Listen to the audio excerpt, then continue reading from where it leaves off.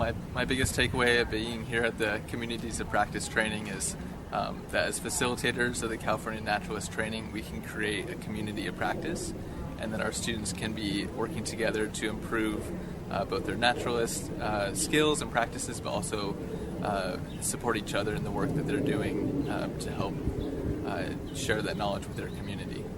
My biggest takeaway from this workshop has been that to have the California Naturalist community thrive past the class itself and become an active, engaged community in our that's doing conservation and education and activism within our communities, that we need to kind of see where our students are at and assess where they are and try to facilitate their needs in order to make sure that they're working effectively within their own communities, and that we can't tell them what they need and can't prescribe for them what they need to have, but instead just really listen to them and try to facilitate their good work rather than tell them what to do.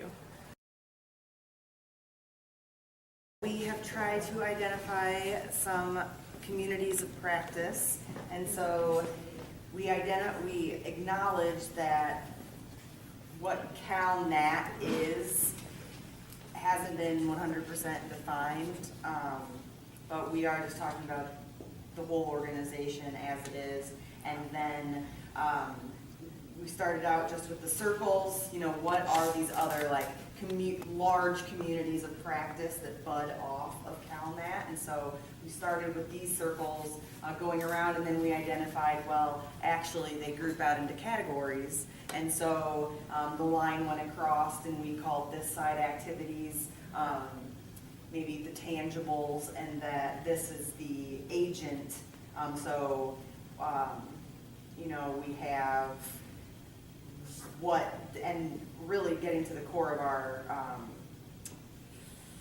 assignment is what the actual practices are. So off of these communities of practice, but this is this web, this network that could just go on. And so just trying to get a start when we're thinking of this big undefined space that we're kind of working at, like what scale are we at, how are we grouping different things.